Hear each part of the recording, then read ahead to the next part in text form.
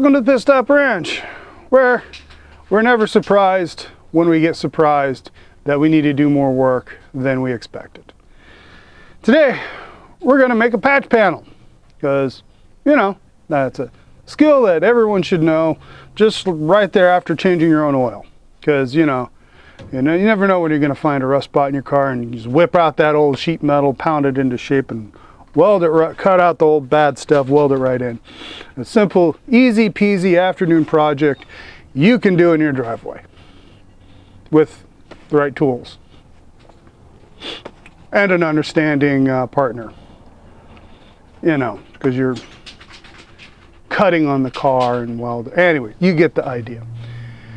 So we left the running board on this side on for the longest time, knowing full well we needed to take it off and work on it. However, there was enough other stuff going on, we never quite got around to it. Upon removing the running board, we discovered this patch of rot, pretty much right here. Now, this is a super common area on all of this vintage pickup because the way they built it, usually this pocket in this corner here, there's a pocket inside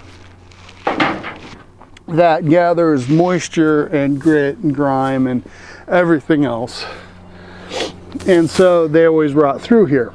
Now this truck here is actually exceptionally good, other than a little bit of dent damage there, almost identical on the other side, which probably indicates a common problem, something getting hit. Anyways, and but we do have this rot right here, and it's just right here. And fortunately, there's a nominal curve this way, but the main curve is this way. So it's actually a should be a pretty simple piece to make. And I'll take you along on that journey, show you how it's done. Okay, first step is to go ahead and make a rough pattern using paper or whatever you happen to have around. I did a little cutout in the corner just because I was hoping, but then I realized it was easier just to make one, semi-rectangular structure. Check in the gauge of some scrap to make sure it's 18 gauge, and it is. So, next step is cut out the pattern from the piece of paper, which was crudely drawn, as you can see. After the pattern is cut out, scribe it onto the piece of scrap so it can be cut out into a shape, and then it is roughly beat. And once it's roughly beat, to stretch the middle, there's two ways to form a panel, and you use both. First, one way is to stretch it, and so it's good to go ahead and whale on in the middle, and then work out then stretch along or shrink along the edges, and that was me shrinking just prior to this. Here I'm busy planishing, busy trying to knock down the big hammer marks to smoothen out the overall, get a more refined shape overall. Okay, I'm using my little pathetic English wheel to go ahead and work out some more of the hammer marks. It doesn't do a very good job of this thick steel of putting it shape, but it does a great job of knocking down the hammering marks. So it's kind of a planishing tool that I like to use. Here's another test fit. We end up doing a lot of test fits, and I actually did not show most of them simply because it's a matter of going back and forth and back and forth and working the shape and working the shape and working the shape. And here I'm trying to knock some of the shape, some of the depth out of it. And we just go back and forth, back and forth, back and forth. Time with the hammer, test fitting, time with the hammer, test fitting, trying to get everything just right. I use any shape available. Right here I'm using my anvil to do it. The anvils are really useful sheet metal tools. I'm surprised I don't see more people using them.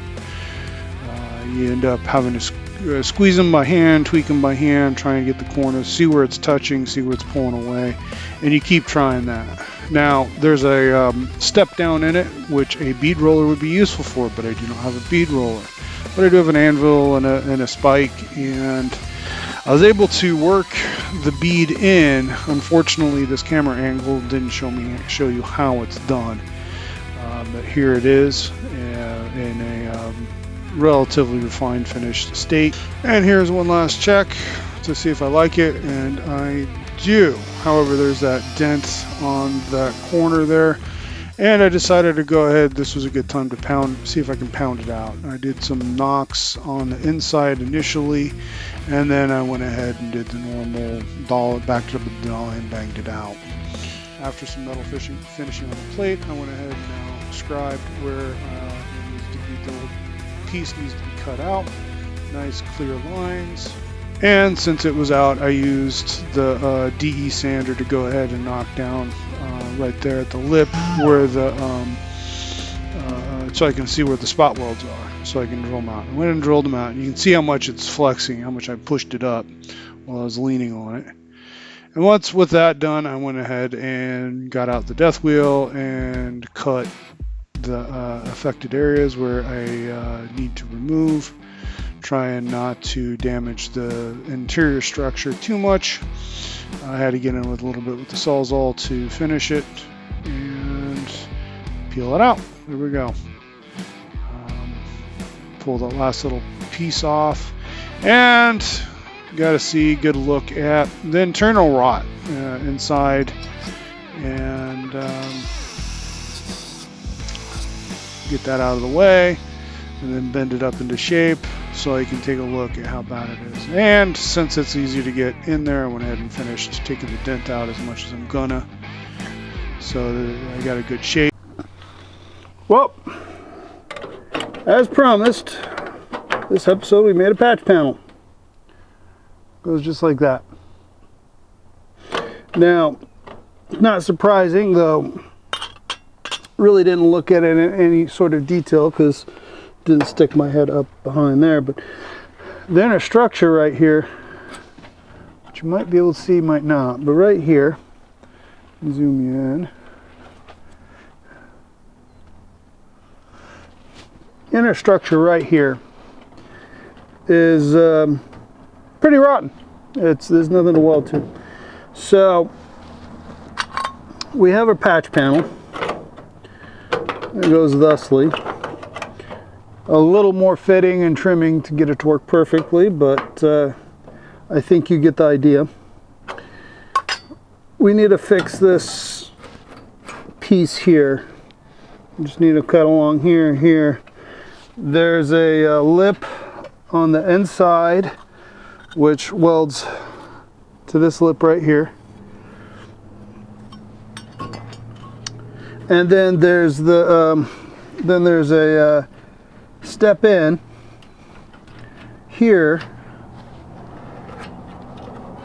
and then a step out, and then a radius and a edge to attach to here.